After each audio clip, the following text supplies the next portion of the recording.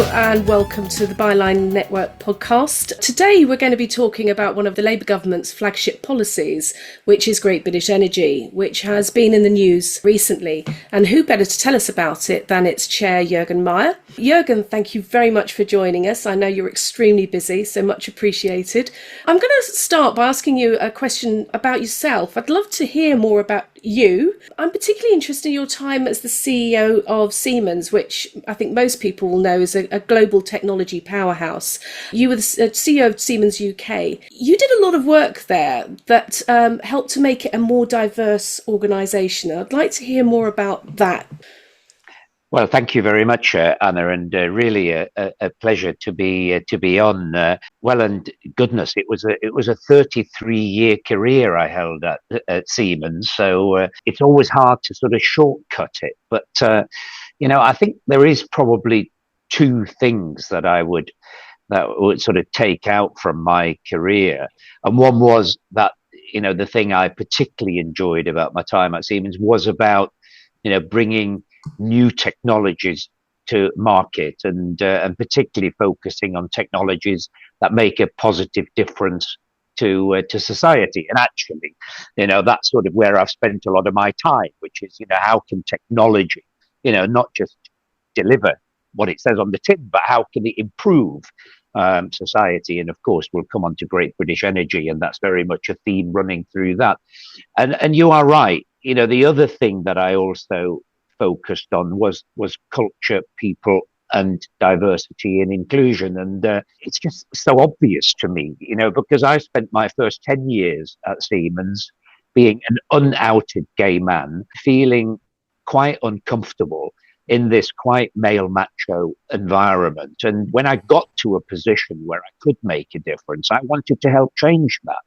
And that's exactly what I did. And I can tell you, I'd never want to work in an all male, powered by high egos environment again, because quite frankly, environments where it's, very inclusive, very diverse, A, it's just more fun and more friendly, but B, you actually get better business outcomes and you drive faster innovation.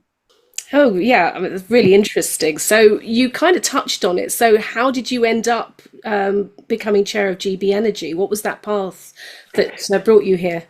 Well, at the same time as sort of developing my career in Siemens, I had become, really fascinated with actually why in the UK we weren't seeing reindustrialization into new technology areas, new manufacturing, new areas of renewable energy, why we weren't embracing that so much more in terms of creating prosperity in our sort of left behind industrial regions. I was sort of living in Manchester, that was doing a little bit better than some of the others, but you look down the road in Humberside and in the northeast, and there's so much opportunity. And so, I became fascinated, and I wanted to help. So I got involved in Northern Powerhouse Partnership in helping advise on industrial strategies.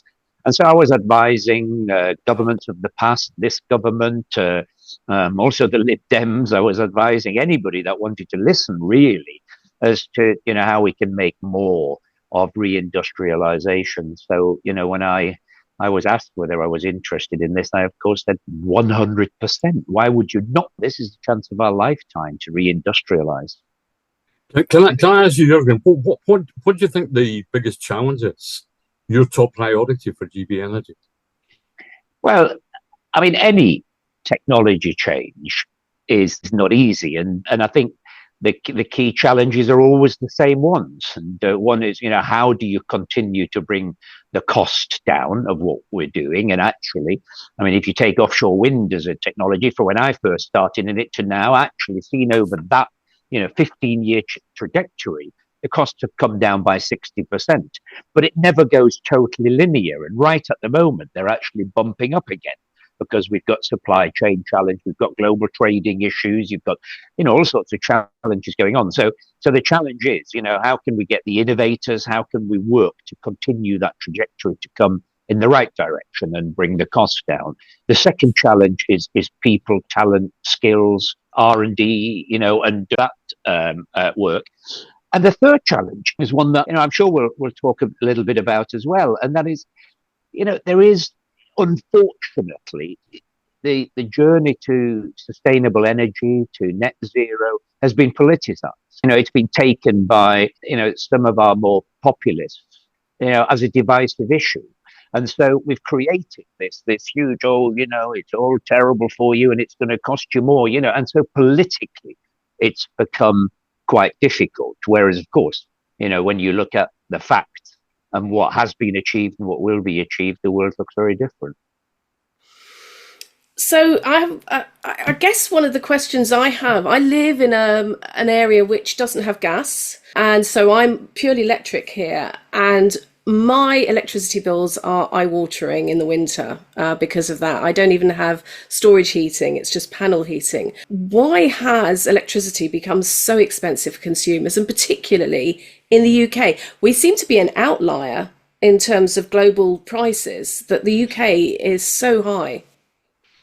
Yeah, I mean, the first thing to say in answer to that is, and this is, the bit that a lot of people, unless you have a decent conversation about it, misconstrue. And that is that, at the end of the day, renewable energy, powering electricity, is cheaper.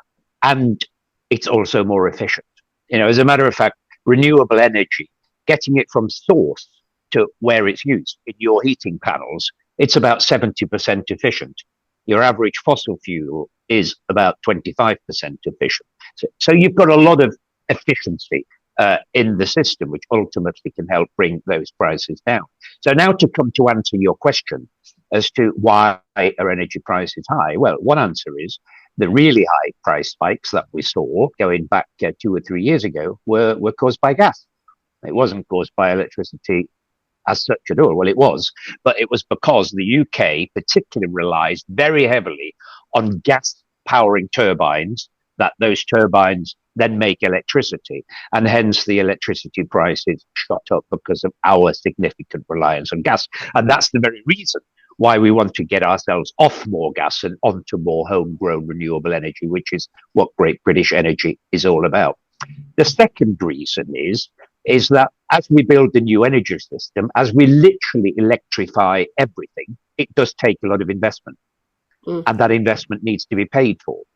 And you make choices with that. And in some countries, people have decided that they will take that cost onto general taxation. In other countries, and the UK is one of those, we chose to put more of it onto the consumer. So onto energy bills, both for the consumer and for the industrial user. So those are the truthful answers. Electricity generated by renewables is the cheaper form of electricity. Long term, the only way to go. But in the middle, gas is not helping, as is the fact that we need to massively invest in this rejigging of our energy system. Can I ask about the energy storage? As we move to renewable energy, do we have the capacity to store the electricity that we make from wind generation or hydro or solar? Not yet. I mean, we actually have quite a lot of short duration storage, and that is now very, relatively cheap to build, and the return on investment is quite good, and that is basically using traditional lithium-ion battery technology. But long duration storage, we don't have enough of yet. And long duration storage can come in a number of forms. Using hydrogen is probably the most economic current way of doing it, but actually, particularly where you're sat in Scotland, using pump hydro, so hydropower and pumping it up when you've got excess electricity being generated, and then generating power when you have a demand, is also an excellent way of doing it. But we need to build much more of that. And this is actually part of the issue why in the interim period, the prices are higher because we don't have all of that long duration storage yet, which we will build out. 100% we will build it out. But until you do it, you need to keep a lot of the gas-fired power stations there in the background to be available just in case there is a particular peak and our storage capacity isn't enough for it. Okay. Well, that's interesting. That means you're basically saying it's going to be a while before we're going to see our prices lower because of that initial sort of investment that's got to be made. Yeah, well, I mean, the good news is the repayments are now beginning to happen. Actually, the worst is behind us is the good news. And there is a very, if anybody wants to read any of the detail, I recommend the Climate Change Committee's 7th annual budget report. And it lays it out in a lot of detail. It basically says that the savings through the efficiencies that I explained are beginning to come through now. And actually, it's, early 2030s is the point at which we get into a net surplus. So at that point, you really start seeing the price of the whole system come down. Now, the other very important thing today is, some of the naysayers, the populists, as I called them earlier, they say, oh, this is all too expensive and we can't do it. We just keep going with more oil and gas. Look, we're going to keep going with oil and gas for a period of time in parallel. But by not continuing to invest in renewables, you're just pushing all of this down the line.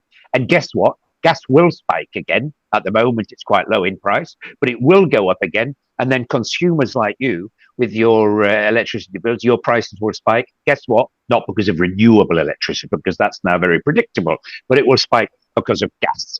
And that's the reason why we need to wean ourselves off fossil fuels so that we can create more predictable renewable energy. Okay, so I have a question about the savings as well, which is, I found it really interesting to find that GB Energy is looking at doing community-led partnerships with local authorities and cooperatives to develop small heat networks. And I know here in East Anglia, Swaffham Prior was the first rural community that got onto a heat network. And this was a community-led project. They actually the ones reached out. How are you going to work with communities to roll that kind of thing out? And what difference do you think it's going to make? Yeah, I'm so glad you've brought community energy up, Anna, and I'm going to come to it very, very quickly. But I think it's just worth, just for anybody listening to on the whole scope of Great British Energy, there is sort of three key things we'll be doing, and one of it will be investing in the larger type of technology schemes, particularly in more complicated, newer technologies. I've already mentioned floating offshore wind, long duration storage, etc. The second thing is community energy. And the reason why community energy is so important is because we do really need to take communities with us. And, every community is going to face, planning applications for new cables that are powering the new renewable energy, new solar farms, new onshore wind turbines. And therefore, we have to say to people, look, there is a benefit for this for you. So let's do it together. Let's do it as a community. You can even invest in our scheme if you want, and you can get a return in that scheme if you want. And we'd also like to give more attractive energy prices to people who are in those communities. So, this is very much about we want to deliver more renewable energy locally through locally generated renewable energy schemes. But secondly, we also want local people, communities, to be able to see a benefit for them for themselves. Can I ask if local people are interested in this community, they want to take the initiative, they want to get involved, what do they do? If they want to get involved with you, with GB Energy, how do they go about that? Well, I mean, at the moment, the way it works is that, you work with your community and you set out and you set up your own community energy company, and there are many up and down the country. Anna just mentioned one in her regions, and by the way, in Scotland there are many of these as well. And you literally, you do that. You say, right, I'm going to create, my own little solar wind farm, and I'm going to help it produce energy for us here in the community, or an onshore wind turbine. I'm aware of one which is even a small hydropower scheme that is set up and run by the community. Now, at Great British Energy, what we want to do is we want to help more people do that, because you need engineers, you need planners, you need project managers, you need people, of high skill to be able to do that. And we want to be able to help provide some of those resources and some of those skills so that, communities can come to somewhere and say, how do I do this? How can you help us do it? So we'd like to bring more of a service. Another way to do it is to go and talk to your local authority and work with the local authorities or your local council and see whether they've got any schemes that can support you in setting up something like that. We may partner with them as well. I think this sounds really interesting. One of the problems we have in this country, providing these community projects like heating and such, is we have really leaky houses in this country compared to a lot of Europe. I mean, gosh, Charlie, up in Scotland, I'm sure you really feel it because your winter season lasts a lot longer than down here in the south. Is there any ambition for GB Energy to be helping to help people get insulation, not just up in this roofs, but also proper external insulation? Yeah, well, it's such an important point you raise. Yeah, so I mean, to answer your direct question, at Great British Energy, we've sort of got our hands full at really helping the community energy schemes get up and running, the larger clean power energy schemes up and running. The other area I didn't talk about that I said there was three main areas. The other one is to really support supply chains, because the other thing we want to do is to make sure we're helping local companies get more involved with these energy schemes to create more local jobs in areas like yours for these. So that's the other thing we will do. So unfortunately, we don't have capacity to also look at the energy efficiency side of things that you're looking at. But I can tell you that the government is very much looking at that, and there is already schemes and incentives out there for sort of warm homes and insulation. And I totally agree with you. You have to do both. You have to get the generation side renewable and electrified, and then you have to electrify better, more efficiently the homes, and as you say, insulate the homes better. Can I ask about the vision you're giving us of the future, renewable energy and electrification of our energy supply? It seems to me that there could be a huge skills gap in the British workforce to be able to deliver that. What's GB Energy's take on that?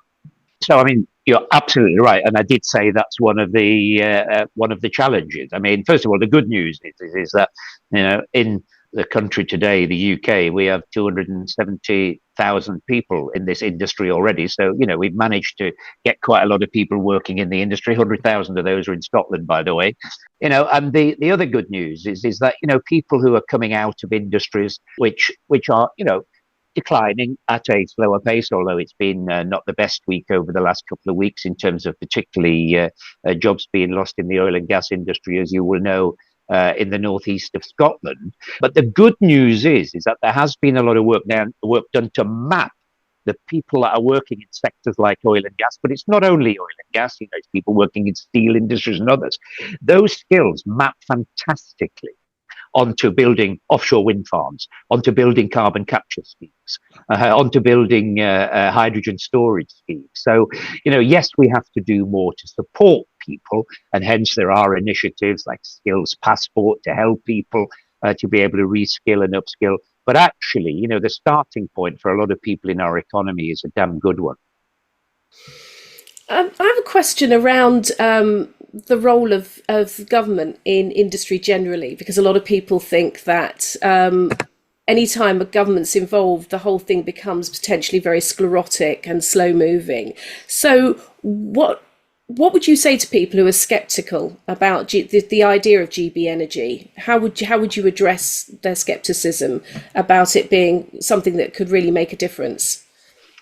Well, the whole idea of setting up Great British Energy is that it's run as a publicly owned, so you own it, we own it, entity, but it's run by an arm's length body with a very commercial board, with a business-minded culture, and that we can run at a faster pace than a government department would. So that's the whole purpose of Great British Energy. Now, look, our shareholder is the government of the time, but at the end of the day, our job is to set up Great British Energy, in an agile, in an innovative, in a customer-focused way, so that we can get this up and running and delivering in the way that I'm describing.